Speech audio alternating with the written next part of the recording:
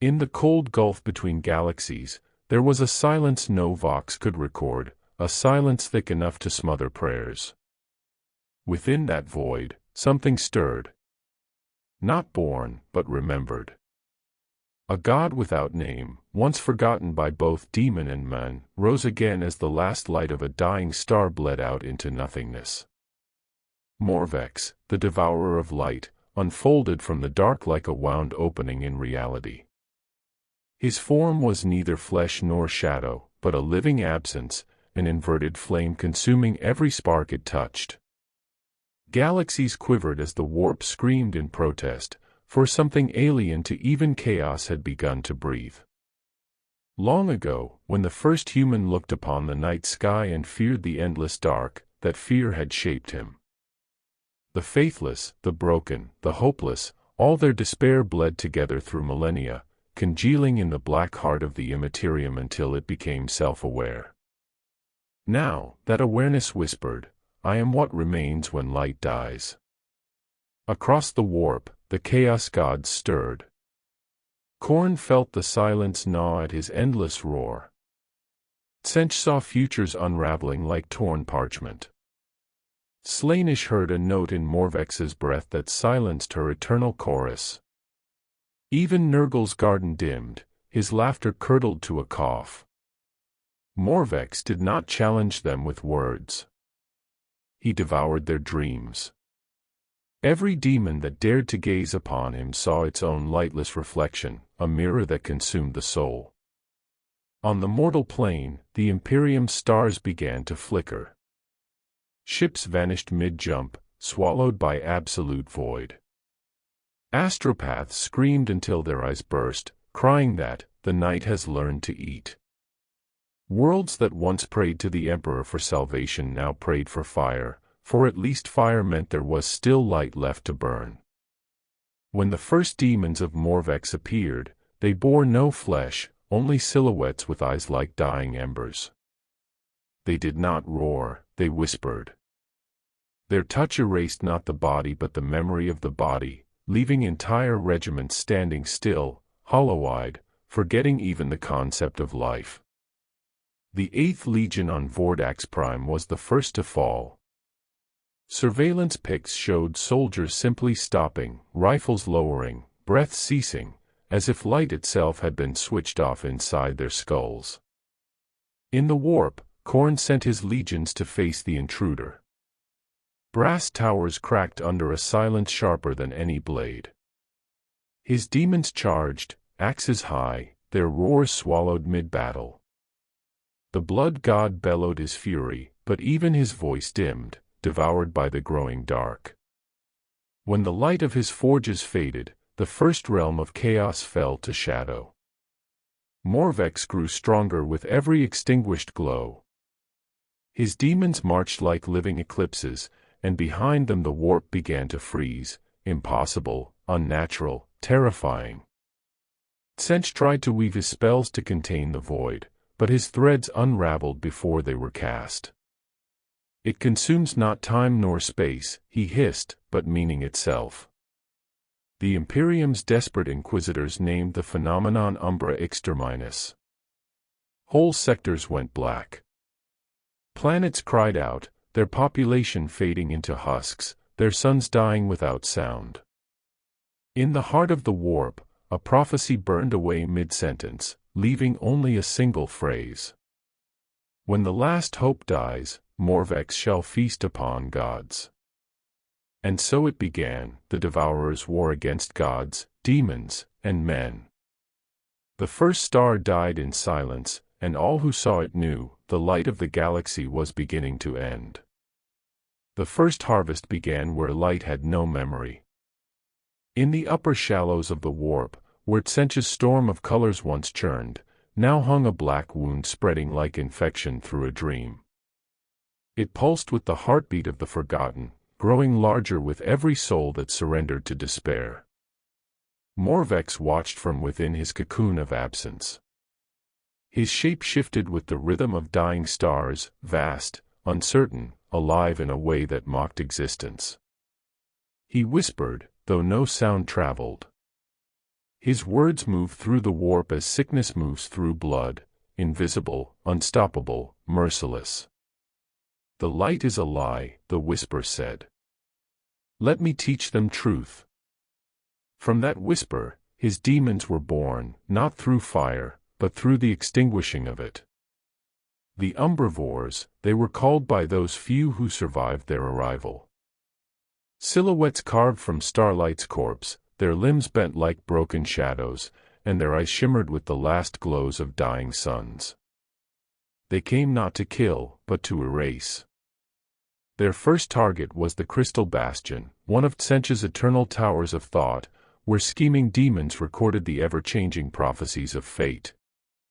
When the devours reached its gates, the sentinels tried to shape spells of light, and their hands simply disappeared.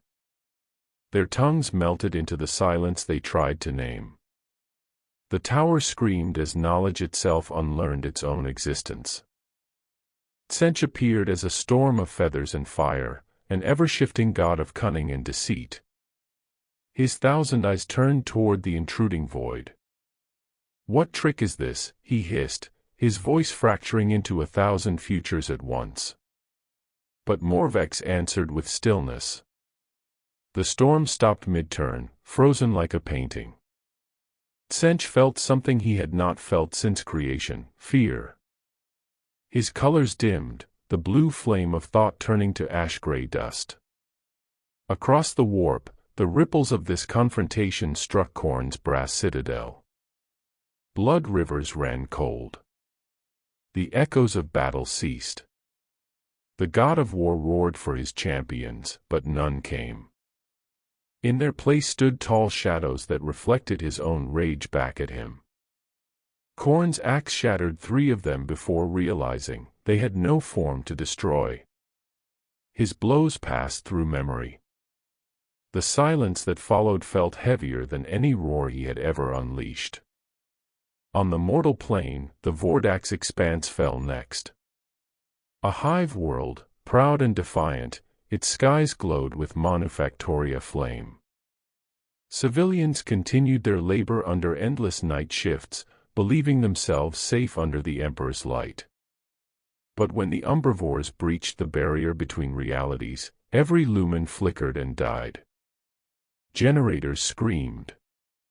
Vox channels went silent. Colonel Halbrecht of the Vordak's guard stared through his visor as a black mist rolled over the horizon like an ocean wave. "Contact command," he barked. But the Vox officer's mouth opened only to emit a hiss, no words, no static, just a hiss that stretched into infinity. Then the man's body folded inward like paper burning in reverse, and was gone. The mist touched the city spires. Light bled away from steel, from concrete, from flesh. Where citizens once stood, only their shadows remained, burned permanently into the walls, a mural of the vanished.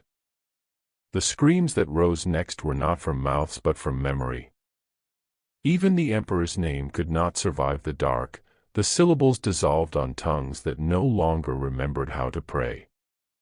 Above the planet, Imperial frigates fired their cannons into the growing void.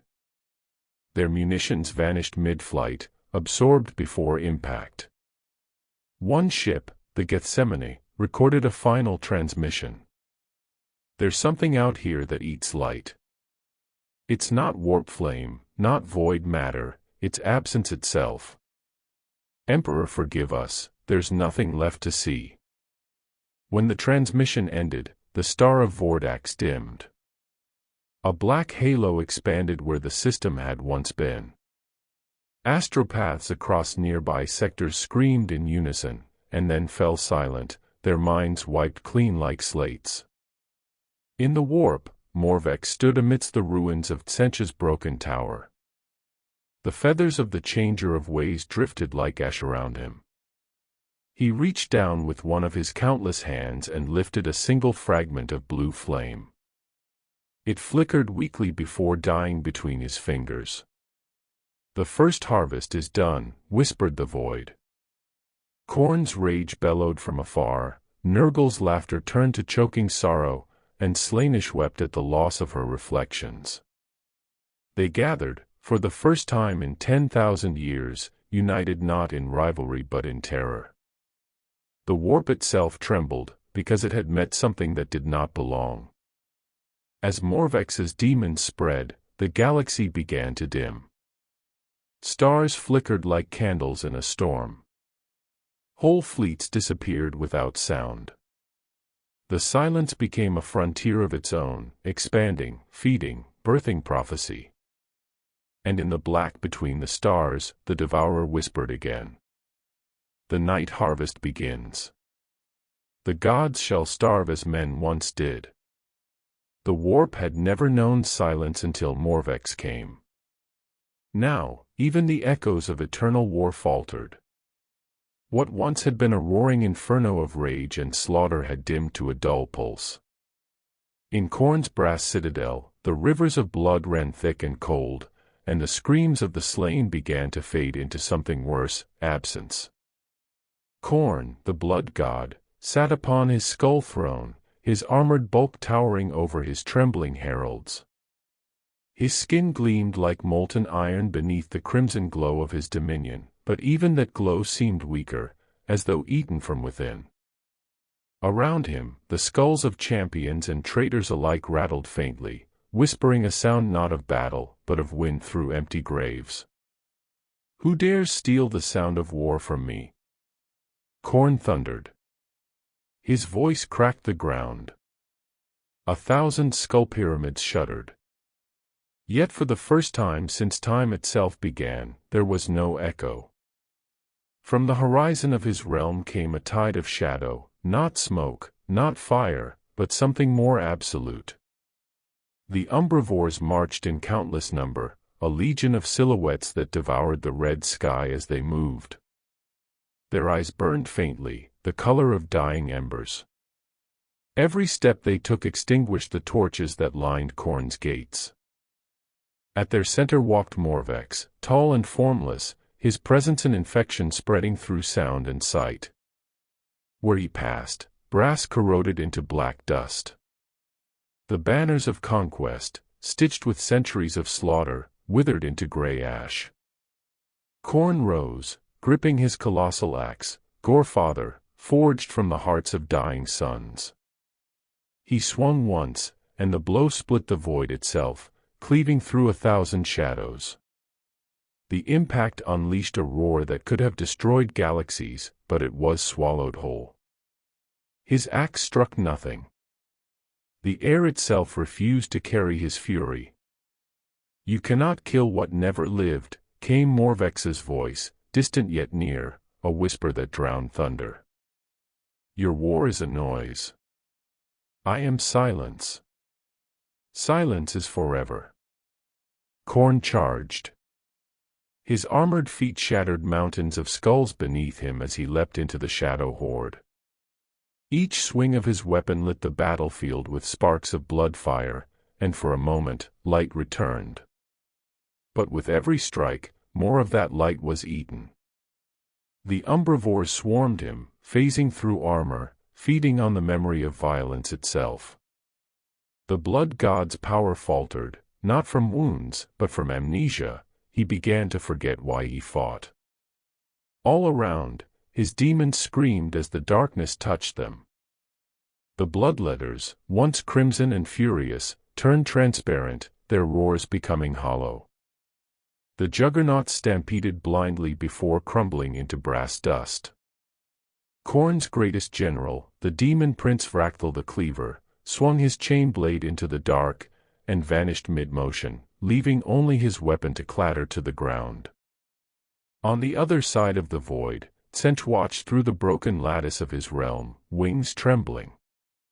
He bleeds belief, the changer of ways muttered, his voice brittle. When his war is forgotten, he ceases to exist. But even Tsench's whispers found no answer.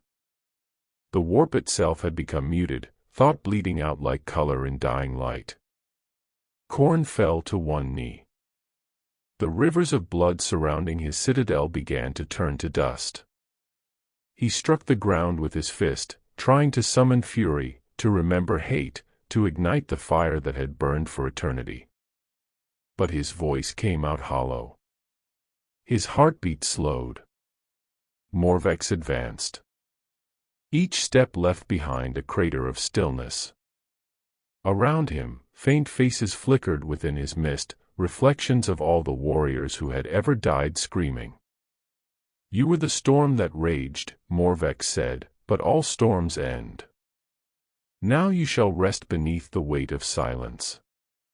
Khorne hurled his axe one last time. It vanished before reaching its mark. The god's crimson glow faded until only his hollow eyes remained, twin embers sinking into night. The brass throne cracked, and the skulls adorning it crumbled into shadow dust. For the first time in all eternity, Khorne was silent. The blood god's realm began to collapse. The rivers turned to black glass, the skies fractured like broken armor. The roar of endless war ceased. Across the galaxy, countless berserkers, champions sworn to Khorne, fell on their knees as a wave of nothing swept through their minds. Their chainswords went quiet, their hearts slowing, their memories fading. The red path ended in stillness. On Terra, a lone inquisitor named Valen Trask felt the disturbance ripple through the warp. His astropath screamed as their soul was pulled inside out, leaving behind a husk with eyes glowing black. Trask looked to the stars and saw one dim, then another. His data slate recorded the impossible, hundreds of systems turning dark simultaneously. "Not a plague, not chaos," he whispered. "It's the end of light itself." In the depths of the warp, Nurgle felt it next. His garden of rot began to wither, his flies dropping lifeless mid-flight. The laughter that had echoed across his swamps turned into coughs of dust. "A new death," the plague god rasped. "A death that kills decay itself." Morvex stood amidst the ruin of the brass citadel. Shadows rippled across the dead world of skulls, consuming every last ember of red. He extended his many hands, and from the darkness rose new forms, demons forged not of hate, but of nothingness. These were the nullborn, creatures shaped like knights carved from obsidian, their faces blank, their weapons made of pure silence. They knelt before their god. "Rise," whispered Morvex. "There is still light to devour. The next god shall fall." Far away, in the decadent palaces of Slaanesh, music turned discordant. Every pleasure became pain, every song faded to dull echo.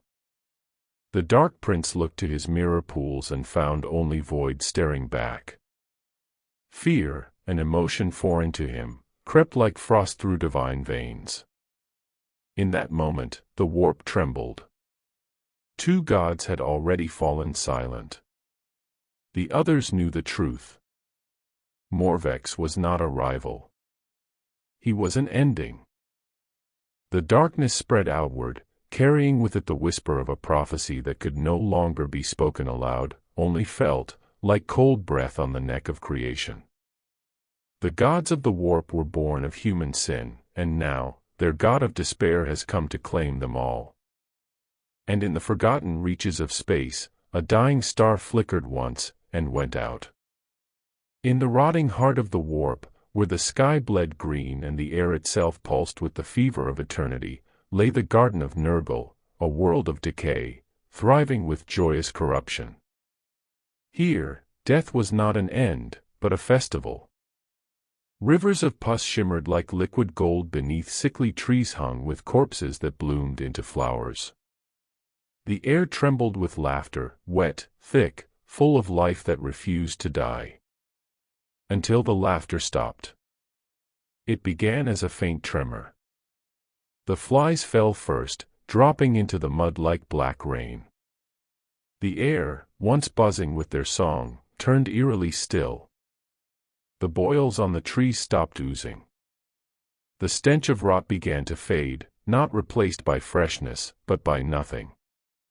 Even the color drained away. From the western swamp rose a mist that ate sound. Every drop of filth it touched froze, then turned to powder. The demons of the garden, the plague-bearers, the nurglings, the great beasts of disease, stopped their jolly croaks and stared as the fog crept toward them. They tried to speak blessings of Father Nurgle, but their words dissolved into silence mid-prayer. From the fog stepped Morvex, his body a moving eclipse. Shadows bent away from him in fear. Where Nurgle's domain overflowed with abundance, his presence created void. He walked through fields of rot and left behind deserts of gray ash. Nurgle's laughter rumbled from deep within his mansion of filth. "Ah, my poor little sicknesses, my dear infections," he cooed, his voice like bubbling tar. "Who dares bring stillness to my garden? All things must grow, must fester, must change." Morvex did not answer. His gaze swept across the diseased paradise. He raised a hand, and 1,000 shadows burst from his form, the null-born, silent knights of absence. They waded into the swamps, their armor reflecting no light, their blades leaving wounds that never bled. Each strike erased. Each breath unmade. Every demonic body that fell to them did not rot, it simply ceased to be. Nurgle emerged, vast and jolly no more. His smiling face sagged, the boils across his belly drying into cracked stone. He lumbered forward, his garden trembling under his weight. "Child of the empty dark," he wheezed. "You cannot kill death. You cannot stop the cycle. Even your silence will one day decay." Morvex tilted his head, and though he had no mouth, the warp felt his answer. "Then I shall devour the cycle." The sky above split open. Light, real light, poured through for a heartbeat before being swallowed by the spreading void. The laughter of Nurgle's children turned to screams as the rivers of decay turned brittle and shattered. The once living mud became ash. The garden's colors, the rich greens, the deep browns, bled into monochrome until only black and white remained. Nurgle swung his enormous, rusted scythe. The blow fell like a meteor, carving through reality itself. It met Morvex's form, and passed through harmlessly, as if striking fog. Shadows crawled up the weapon, devouring its corrosion, leaving behind only hollow steel.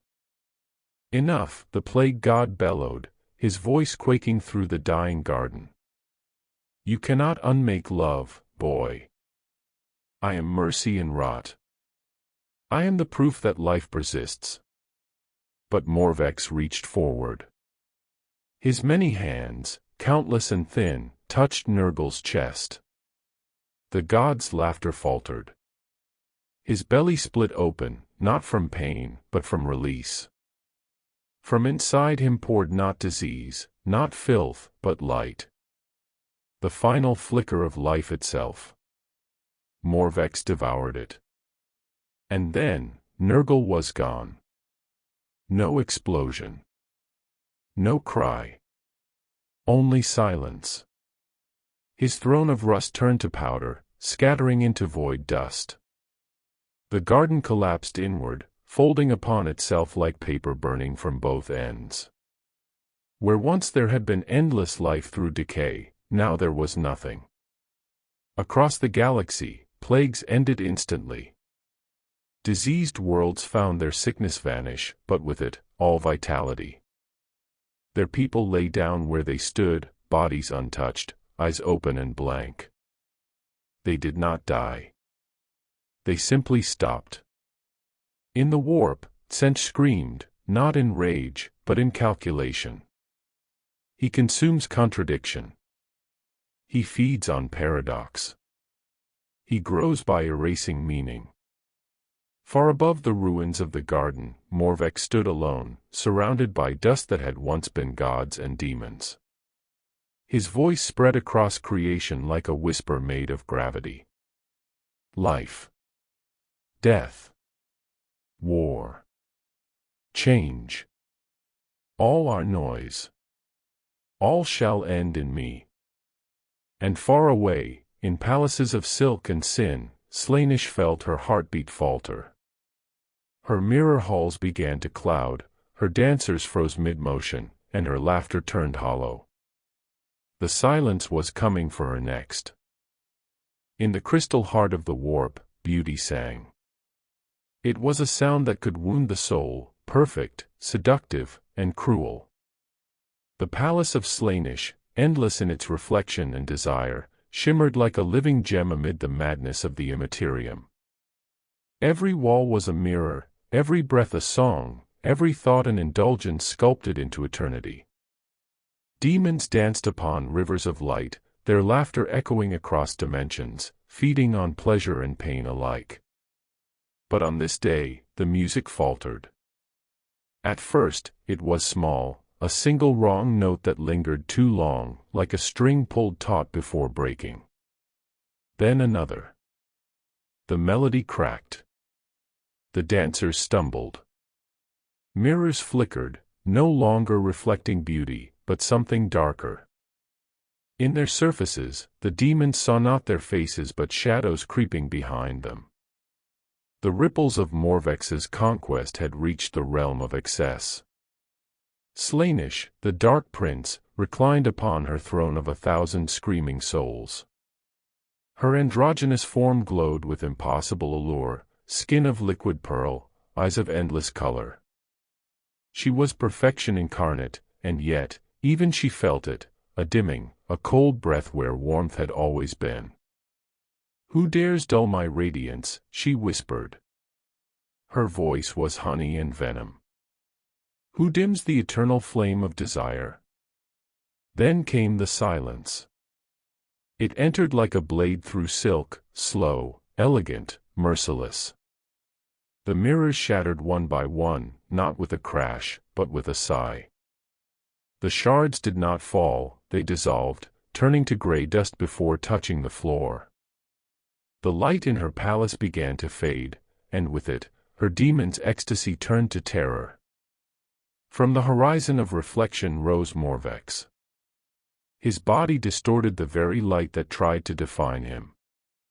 Around him drifted 1,000 broken reflections, fragments of faces, voices, and dreams devoured from other gods' realms. As he stepped forward, the floor cracked, unable to reflect him. Stillness rose, fury blooming like fire around her. The air bent beneath her beauty, and her voice became a weapon. "You dare intrude upon pleasure, little god of morning. You think absence can rival ecstasy." Morvex's form rippled. His many hands spread wide. "Pleasure and pain are lights of the same flame," he said, his voice void of tone. "When the flame dies, all warmth follows. I am what comes after." The Dark Prince smiled, though fear trembled beneath her perfect skin. She snapped her fingers, and her symphonists, demons made of sound and lust, began to play. Their instruments, bodies of glass and strings of sinew, screamed an aria that bent time itself. The melody turned into a weapon, slicing through dimensions. Morvex did not move. The music reached him, and stopped. The sound hung midair, frozen, then vanished as if it had never existed. The symphonists turned to statues of black glass, their music devoured by silence. Stillness's smile faltered. "Impossible," she breathed. Morvex's umbrivores emerged from behind her broken mirrors. They moved like liquid shadow, climbing over columns, devouring the light as they came. Demons of pleasure screamed as their sensations died, every touch, every flavor, every thrill extinguished. For them, death was not agony but nothingness. The Dark Prince lunged, her claws leaving streaks of iridescent energy in the air. She struck Morvex's chest, and her arm passed through, leaving trails of fading color. The wound did not bleed, it absorbed her essence. Her glow dimmed. "No," she gasped, falling back. "I am desire. I am the final breath before satisfaction. You cannot." Morvex placed a shadowed hand against her face. The mirrors surrounding them cracked in unison, their reflections fading to pure black. His voice, gentle as falling ash, answered. "Desire ends when light fades. You were the echo of want. I am the silence that follows." And with that, her form dissolved, beauty unmade, ecstasy silenced, perfection forgotten. The palace of Stillness imploded, its crystalline towers crumbling into endless dust. The last sound that ever came from that realm was a whisper of a harp string snapping, then, nothing. Across the galaxy, the cults of Stillness fell at once. Musicians stopped mid-song, lovers froze mid-embrace, artists stared blankly at canvases turned gray. The Imperium's pleasure worlds became graveyards of statues, the living trapped forever in final moments of ecstasy. In the warp, Tzeentch's domain was the last to flicker. He watched as Stillness's realm vanished into absence, his many faces pale with realization. "He consumes the senses, the soul, the story," Tzeentch murmured. "When he reaches me, even fate will die." Morvex turned from the ruins of the Palace of Mirrors. Around him, his shadow legions marched in perfect silence. The warp had lost color. The gods had lost meaning. Only one remained, the architect of deceit, who now trembled behind veils of time and prophecy. The devourer whispered to the void. "The song is ended. Only silence remains to play." And with that, he advanced toward the last god. The warp trembled like a living storm. In its depths, the crystal labyrinth of Tzeentch shone with impossible geometry, corridors that rewrote themselves, towers that bent backward through time, rivers of liquid thought running in endless loops. It was the seat of the changer of ways, a realm where logic died and paradox reigned supreme. But now, even here, the light had begun to dim. Tzeentch felt it before he saw it. A shadow at the edge of foresight. A silence that logic could not predict. His thousand eyes blinked across 1,000 futures, and each one ended in the same thing, blankness. No fire. No chaos. No becoming. Only nothing. The architect of fate shifted through his avatars, a bird-headed god, a storm of living runes, a serpent made of tongues. Each shape flickered as though the warp itself had forgotten how to remember him. He whispered to his demons, "Prepare the threads. The Unmaker approaches." At the edge of the labyrinth, the walls began to blacken. The runes that sang with meaning fell silent. The rivers of thought dried midstream, their color draining into gray dust. Then came the devourer of light. Morvex moved like a wound across reality. His steps erased possibility, his shadow devoured pattern.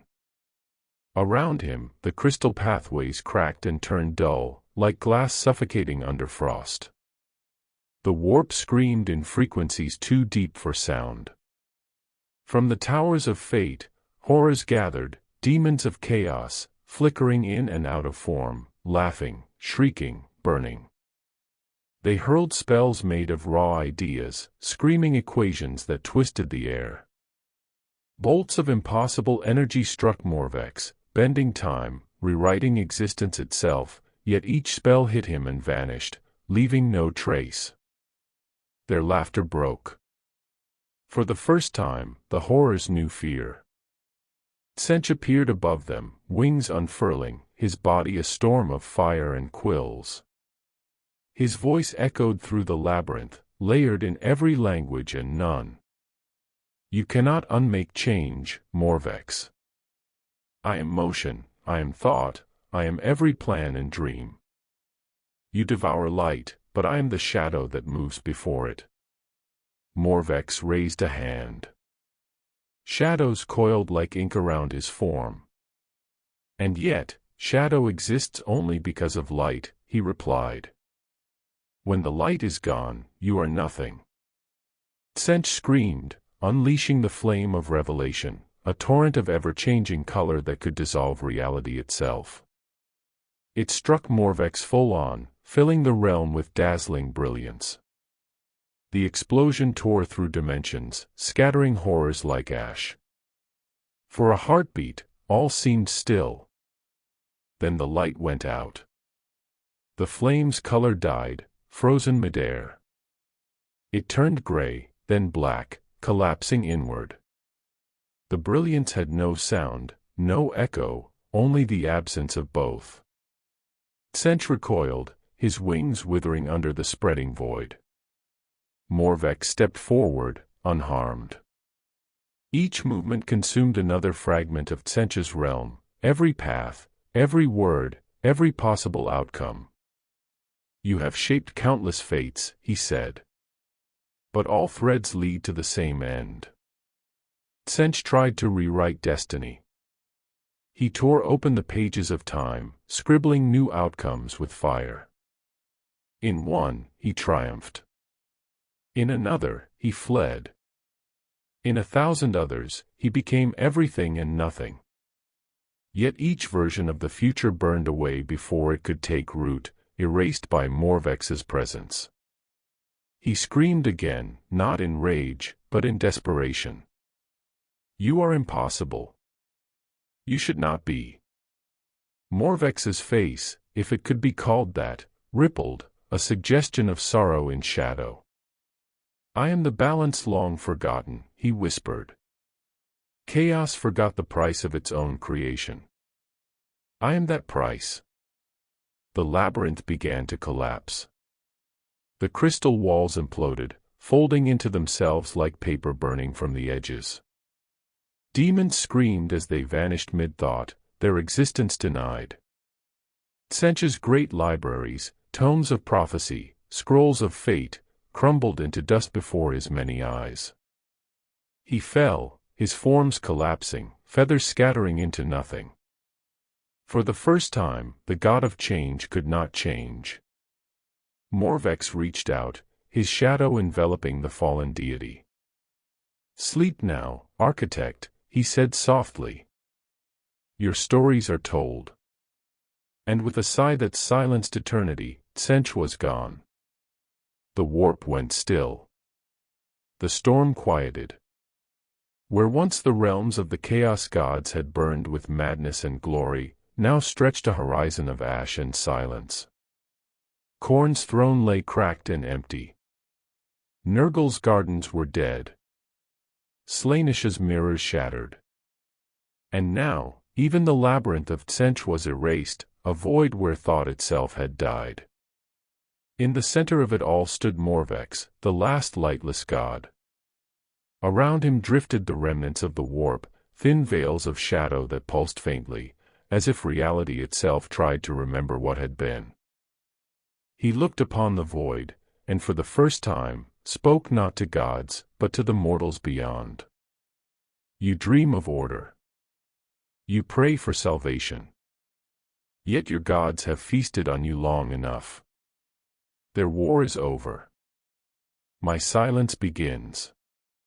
Across the galaxy, psychers screamed as their connection to the warp snapped. Stars flickered. Voices of the immaterium fell quiet. Even the Astronomicon, that eternal flame guiding humanity, trembled, its light dimming under the breath of a new god. The age of chaos was ending. The age of Morvex had begun. The warp storms that had raged across the stars since time immemorial began to weaken.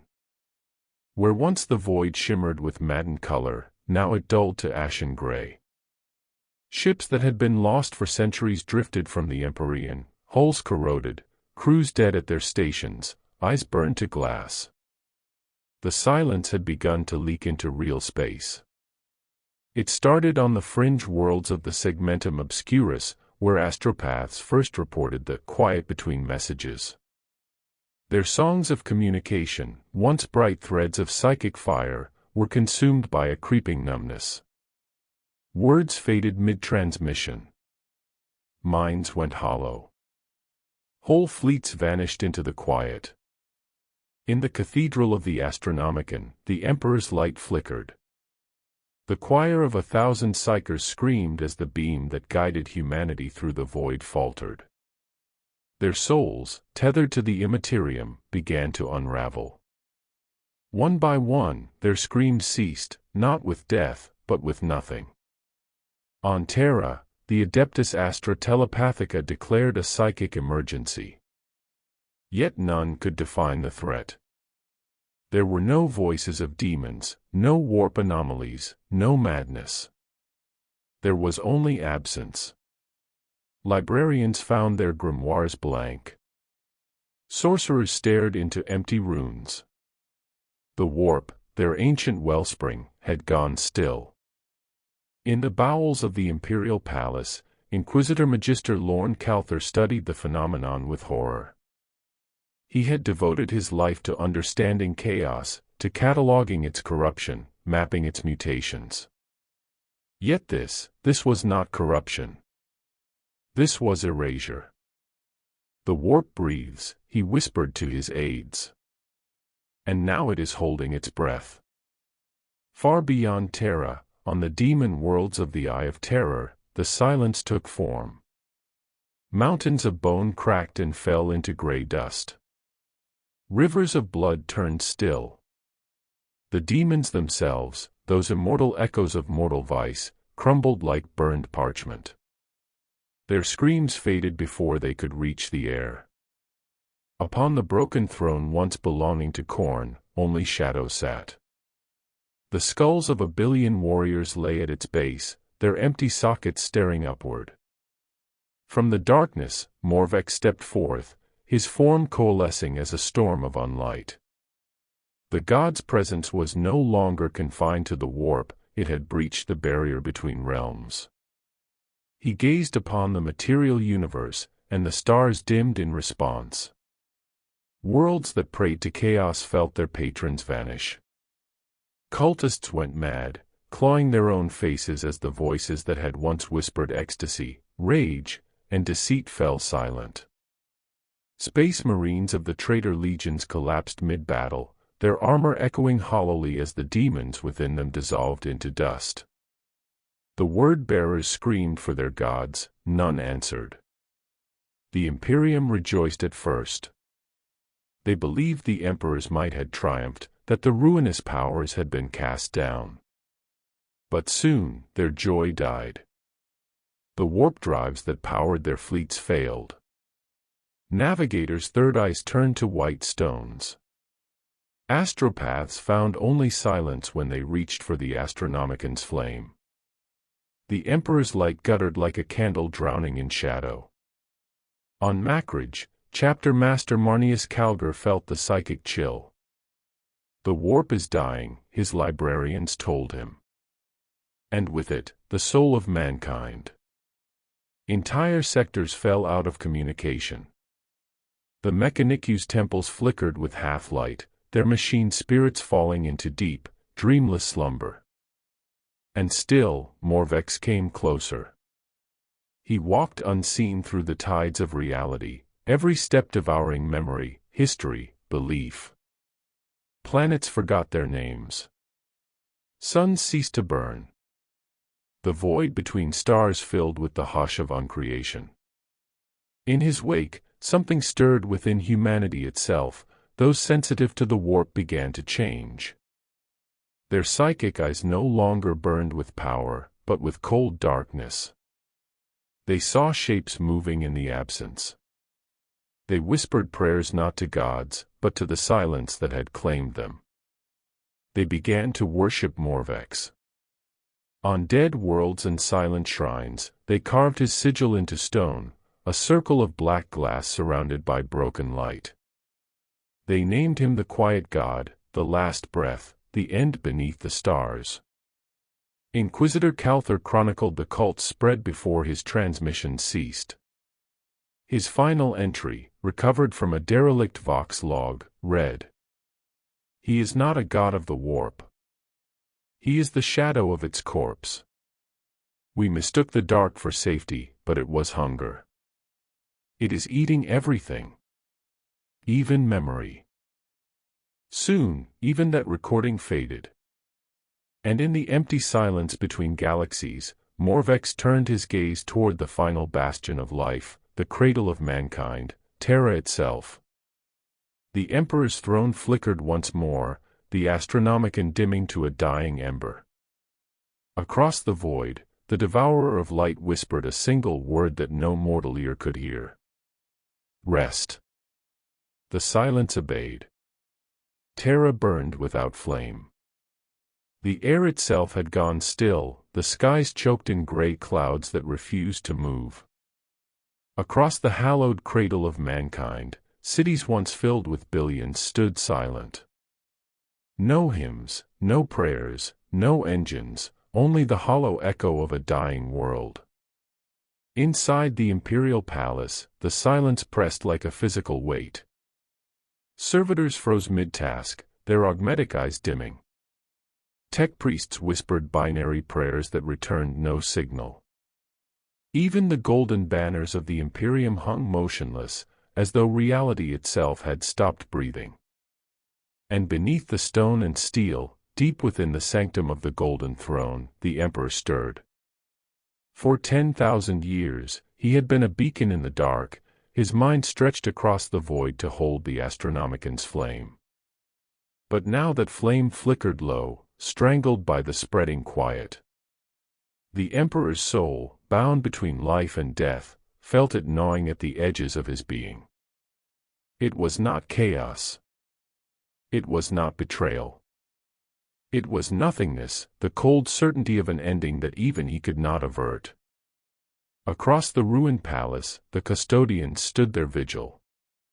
They had faced demons, traitors, gods themselves, but not this. One by one, their golden armor dulled, their eyes lost focus. Voices whispered through the halls, not in words, but in the memory of them. Morvex had come. He did not arrive in light or fury, nor with the thunder of invasion. He appeared as shadow made solid, a void in the shape of divinity. Every step he took unmade history, the frescoes of the Emperor's triumphs crumbled to dust, the statues of heroes dissolved into mist. Before the throne, he paused. The Emperor's eyes opened, two dying suns, their brilliance dim but unbroken. For the first time in 10 millennia, he spoke. "You are not of the ruinous powers." Morvex's voice was a whisper that bent the world. "No. I am what comes after them." The Emperor's gaunt hand clenched on the throne's armrest. "You have unmade gods. You would unmake men." Morvex inclined his featureless head. "Men was their creation as much as mine. You gave them hope. They gave them hunger. I give them rest." Lightning cracked across the vault. The Emperor's psychic will flared, the last ember of the Astronomicon blazing like a dying star. The force struck Morvex and scattered his shape, but the shadow reformed, swallowing the light as it came. "Your fire burns too long," Morvex said. "Even the brightest must fade." The Emperor rose. For an instant, the universe seemed to pause, his power, fractured and ancient, still enough to shake worlds. "If I fall," he said, "humanity falls with me." Morvex's form trembled, as though amused, or sorrowful. "Then they shall finally sleep." The throne screamed. Metal cracked.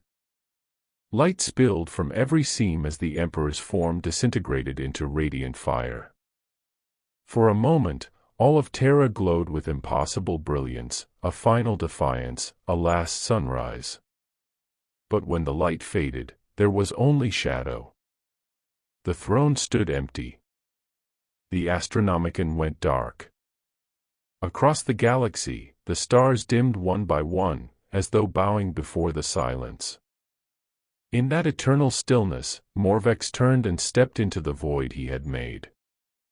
Behind him, Terra drifted in darkness, its surface cold, its people frozen in the peace of nothing. And the warp, once roaring with madness and flame, was silent at last.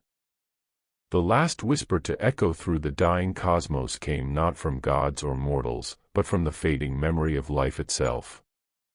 It is finished. The galaxy drifted in its own grave. Where once 1,000,000 suns had burned, only cold embers hung in the dark. Planets spun like tombstones in a sea of ash. No warp storms, no psychic screams, no demons or prayers, only the unbroken silence that followed the death of gods. In that vast quiet, Morvex stood upon the edge of creation. His form was no longer a figure of shadow but a horizon, a line where existence ended. Behind him lay the ruin of the warp, now nothing more than a glassy void. Before him stretched the fading stars of reality, dimming one by one as his will reached them. He did not move. He simply was. Yet even silence carries echoes. Across the void, faint memories of sound flickered like ghosts, laughter, weeping, battle cries, the murmur of prayers. They had no source, no voice, only remnants of what life once meant. Morvex listened to them all, not with ears, but with his being. And for the first time since his birth, the devourer of light hesitated. He had undone the gods. He had unmade the warp. He had erased pain, hunger, corruption, and desire. But in doing so, he had erased meaning. What was peace, when nothing remained to disturb it? What was silence, when none lived to hear? In the remnants of the galaxy, a single world still glowed faintly, a forgotten planet, untouched by war, its light flickering weakly like a candle resisting the wind. Morvex turned his gaze upon it. Beneath the quiet skies of that world, one being still moved. A child. Small, frail, wrapped in rags of ash and dust. It wandered through a desolate city of stone, its footsteps leaving no echo. The stars above were gray, the air dead, but somehow, the child's eyes still held reflection, a spark of what once was. Morvex descended. The shadows folded around him, forming a silhouette that towered over the ruins. The child looked up, not in fear, but in curiosity. "Are you God?" it asked, its voice trembling. Morvex's form flickered, light trying to recall how to shape itself. "I am what remains when gods are gone," he said softly. The child frowned. "Then why is everything gone?" Morvex looked at his hands, which were both there and not. "Because they hurt the world. I ended their cruelty. I gave it peace." The child tilted its head. "But peace is lonely." The words cut deeper than any blade. The void around them pulsed once, as if time itself had drawn breath. Morvex gazed into the child's eyes and saw something he had forgotten: potential. The raw, chaotic energy of existence that had once birthed stars, souls, and dreams. The same spark he had extinguished everywhere else. "You should not exist," he whispered. "Then make me not," the child replied, its voice trembling but calm. "But if you do, there will be no one left to remember you." Morvex froze. In all his destruction, he had never been remembered. The Chaos Gods had devoured themselves in vanity and violence, their stories told in pain. He had erased their tales completely. He had not considered his own. What was silence, if even memory could not echo through it? For the first time, the god of endings felt fear, not of loss, but of never having been. The child reached out, touching the edge of his shadowed form. Where its fingers met the void, faint color bled through, a ripple of pale light. It spread, weak but persistent, painting the ruins with the ghost of dawn. Morvex recoiled. Stop. You will awaken the noise again. The child smiled faintly. Noise is life. The words echoed, and something in the god shifted. His form wavered, torn between oblivion and remembrance. The silence resisted, pulling him back toward nothingness, but the light, fragile as breath, refused to die. All around, faint sounds returned. The whisper of wind across stone. The creak of distant metal. The faint hum of memory rebuilding itself. The stars flickered again, uncertain but alive. Morvex looked to the horizon. He could end it. One thought, and the quiet would reign forever. But as he watched the child kneel and draw shapes in the dust, circles, lines, a face smiling, he realized what he had taken from existence was not chaos. It was hope. He turned his gaze inward, into the abyss of his own essence. There, where even light could not tread, he saw it, the faint reflection of everything he had consumed. Not gone, only hidden. Waiting. With a final gesture, Morvex released his hold. The silence shuddered, broke apart like thin glass.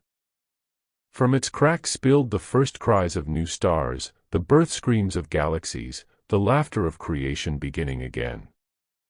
The warp did not return as it once was, it rose gentler, calmer, shaped by memory rather than madness. The child looked up, shielding its eyes from the dawn. Morvex was gone. In his place, the horizon glowed, a soft gray light, neither night nor day. From its center came a voice, faint as a breath on glass. Remember the silence, and use it well. The child smiled and began to walk toward the light. Behind it, the city stirred, dust falling from statues, color bleeding back into the world. The god of endings was no more. But from his silence, life began again. In the wake of silence, time reawakened. The stars that had once dimmed under Morvex's shadow began to breathe again, slowly, cautiously, as if afraid the stillness might return. Yet the silence did not vanish, it remained beneath everything, a quiet pulse in the bones of reality. It was not death anymore. It had become balance. Millennia passed, uncounted and unremembered.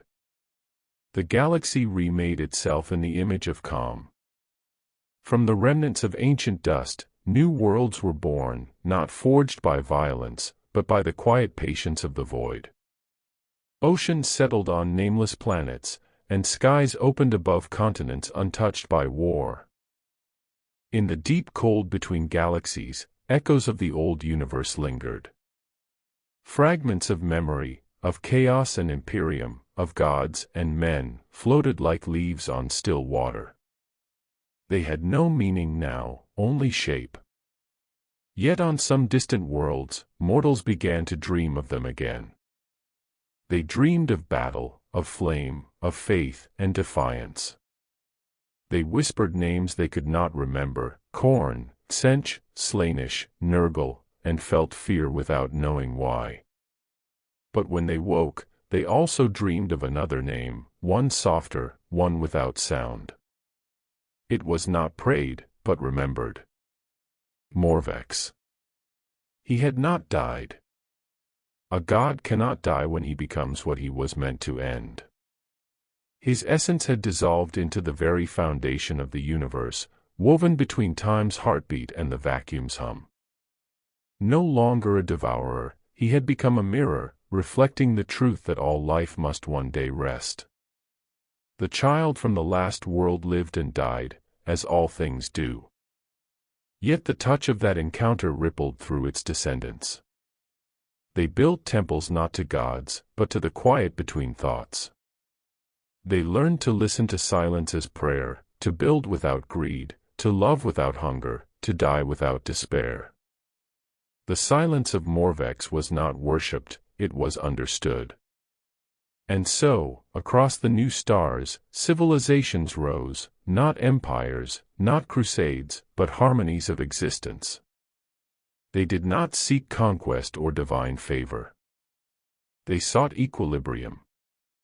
From their cities, songs rose again, soft hymns that began in quiet and returned to it, acknowledging the stillness that bound all things. But deep within the infinite dark, in places where no light had yet reached, something stirred. Not chaos, never again chaos, but curiosity. The universe, cleansed of gods and madness, began to ask questions of itself. What was purpose, if not the seeking of more? What was peace, if not the pause before new creation? From that question, sparks formed, small minds, simple lives, faint flickers of soul. The cycle began once more, not in defiance of Morvex, but because of him. His silence had been the soil from which existence could grow again. And in every newborn consciousness, somewhere deep within the quiet parts of thought, a memory remained, a dream of shadow, a voice that whispered not terror but truth. Do not fear the end. It is only the breath before beginning. Among the stars, light returned. Galaxies spun. The hum of reality filled the void where screams had once reigned. The warp, reborn, purified, shimmered as a river of dreams. Psychers touched it without madness. Spirits drifted through it without corruption. And though the chaos gods were gone, their echoes had become lessons, not lords. In a realm beyond form, Morvex watched, not as ruler, not as judge, but as presence. The last god, content in the silence he had left behind. He was no longer hunger, no longer sorrow. He was the pause between every heartbeat, the calm before every dawn. Sometimes, when the stars grew quiet, travelers swore they heard it, a low hum, neither sound nor thought, rippling through the dark. Those who heard it felt no fear. They described it as warmth, or memory, or forgiveness. And when they spoke of it, they called it by one name. The stillness eternal. It was said that when the universe reaches its end once more, when the last star fades and the final life exhales its last breath, the silence will rise again, not to destroy, but to carry everything home. To fold the echoes of every soul into one vast, endless calm. And there, in the unbroken quiet between existence and eternity, Morvex will wait, neither god nor monster, but the first and final truth of all creation. That nothing is ever truly lost. Only resting in the stillness until it is time to dream again.